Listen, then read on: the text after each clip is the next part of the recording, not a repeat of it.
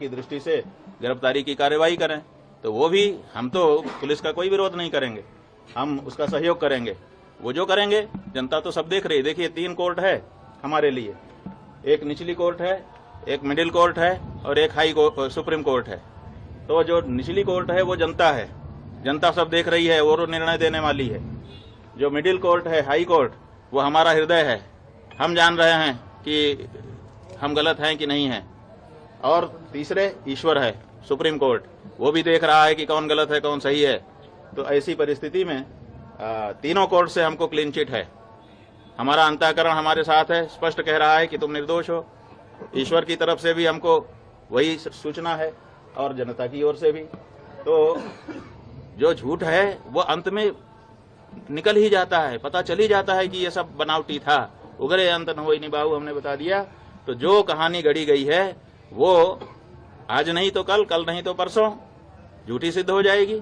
महाराज जी, आपने कहा कि आपको यूपी पुलिस के जांच पर भरोसा नहीं है, किस एजेंसी के जांच पर आपको भरोसा है? बात यह है, प्रयागराज में लगातार धरने पे बैठे रहे, ये घटना कब हो गई जो बता रहे हैं कि दो बच्चों के साथ इस तरह की घटना हो? बात यह है कि हम तो आप लोगों के कैमरों की जद में थे। जो प्रयागराज का स्थान है, उस प्रयागराज में चप्पे चप्पे पर सीसीटीवी लगा है। आप लोग निकलवाइए मेला अधिकारी के यहाँ से कि कितने रुपए का सीसीटीवी खरीदा गया है और वो कितनी जगह पर लगाया गया है और उसकी फुटेज कहाँ है। तो उन्होंने तो चप्पे चप्पे पर लगा रखा था कि कुछ भी घटना होगी हम उसको वार रूम से देख लेंगे। तो उनके यहाँ तो सब रिकॉर्ड होगा ना। हमारी बस तो हमारे शिविर के अंदर नहीं खड़ी थी, क्योंकि पुलिस ने जो हमारे साथ ज्यादती की उसके बाद से हम शिविर के अंदर प्रविष्ट ही नहीं हुए, बाहर ही खड़े रहे। तो सड़क पर ही हमारी बस भी थी और हम भी थे। तो ऐसी परिस्थिति में वो सब सीसीटीवी की कैद में है। दूसरे दिन रात आप लोगों का कैमरा हमारे ऊपर लगा हुआ था और उसमें कहना कि हम ये सब कर रहे थे, कितनी नीचता की बात है। और ये भ्रम फैलाया जा रहा है कि गुरुकुल में ये सब हो रहा है। हमारे गुरुकुल में जब वो लड़के कभी प्रविष्ट ही नहीं हुए, पढ़े ही नहीं, उनका हमारा कोई लेना देना ही नहीं है। वो हरदोई के विद्यालय के छात्र हैं, जैसा कि उनकी मार्कशीट जो मुकदमे में लगाई गई है उससे पता चला है। तो जब वो यहाँ पढ़ते नहीं है, लिखते नहीं है, आए नहीं है, गए नहीं है, यहाँ से कोई उनका लेना देना नहीं है, तो उनके साथ कैसे कोई कुछ कर सकता है। और तीसरी बात यह है कि ये कह करके भ्रम फैलाया जा रहा है कि सीडी है, सीडी है। वो सीडी किस चीज की है, वो उसको क्यों नहीं सार्वजनिक किया जाता है?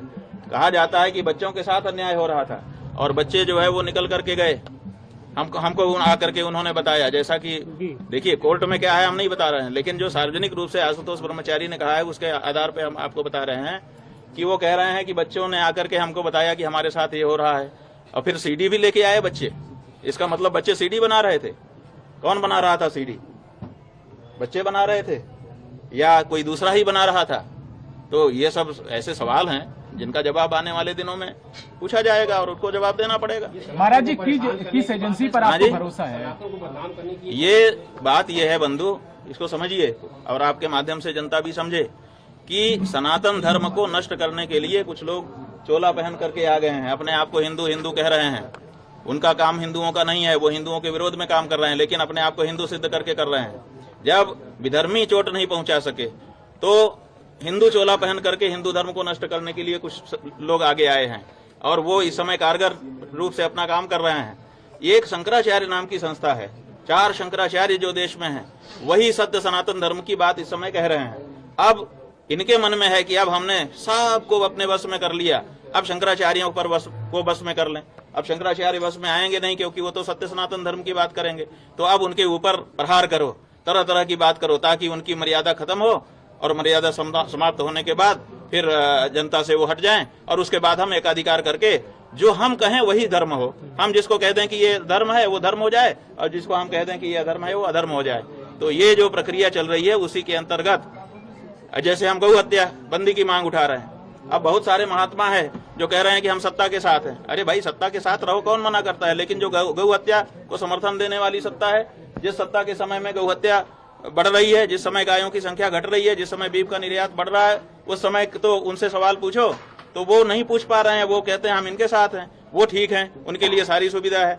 और जो शंकराचार्य कह दे कि गौ हत्या बंद हो, ये गलत हो रहा है, इसको ठीक करिए, उसके ऊपर इस तरह का लांछन और प्रहार किया जाए, ये हो रहा है। स्वामी जी, एक छोटी सी ये हमारे अभिमुक्तेश्वरानंद के ऊपर प्रहार नहीं है, ये शंकराचार्य नाम की उस संस्था के ऊपर प्रहार है जिस संस्था के द्वारा सनातन धर्म आज भी सुरक्षित है। चलो।